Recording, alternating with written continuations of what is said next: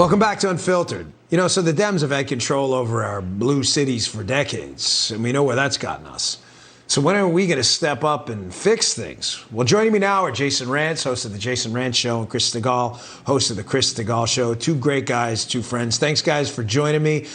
Jason, I'll go to you first. Listen, broken windows policing. The idea tried in New York City and around the country that when you arrest people for the little stuff, you get rid of the big stuff too, right? Didn't they do the opposite in Seattle's Chop Zone? Remember that, Jason, where they were like, forget about all the stuff. We're just giving sovereignty over to you guys, and you do you. Yeah, laws no longer apply anywhere. And, it's not like conservatives are saying every single crime that's committed by every single person deserves life in prison. No one is taking that position.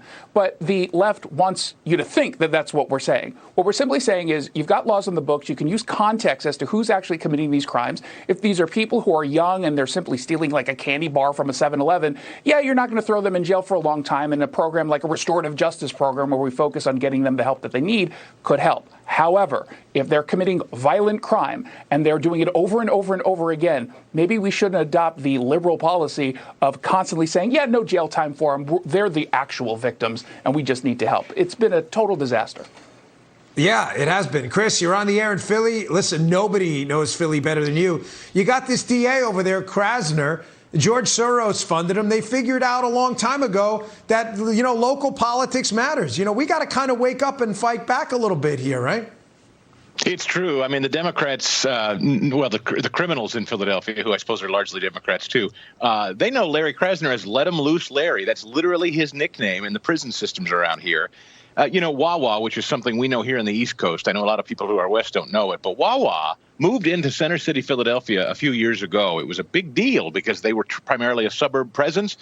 They're pulling out, as are many other restaurants. The crime infestation has been huge. The schools have been closed because of COVID for over a year.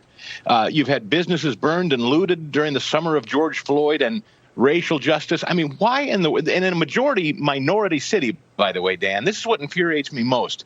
The party that's supposed to be the party of the minority, Philadelphia is a mostly black and brown city, and it is being destroyed. Yeah, quick response from both of you. Guys, as you well know, Jason, you being in Seattle, Chris, you in Philly, people are voting for this. They're not hiding. Alvin Bragg, the new DA of Manhattan and the district attorney in New York City, guys, he ran on reducing the caseload for resisting arrest and fare evasion. This isn't a secret. People are voting for this. Jason, and I'll go to you, Chris.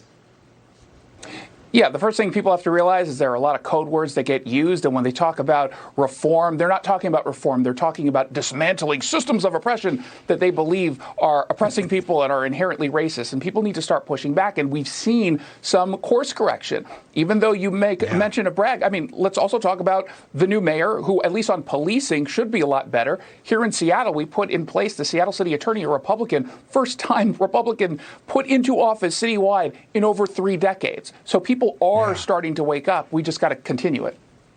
Chris, your thoughts? People voted for this stuff, unfortunately. Well, I hate to be the one to bring this up, and apropos of nothing, but we are talking about Philadelphia and the 2020 election.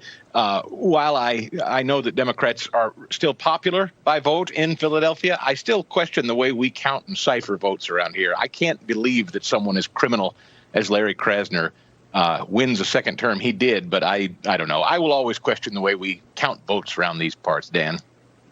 Well, I think in a lot of big cities, a lot of people are asking those same questions. Guys, thanks so much for joining us. I really appreciate it. You got great shows. Thanks for doing what you're doing.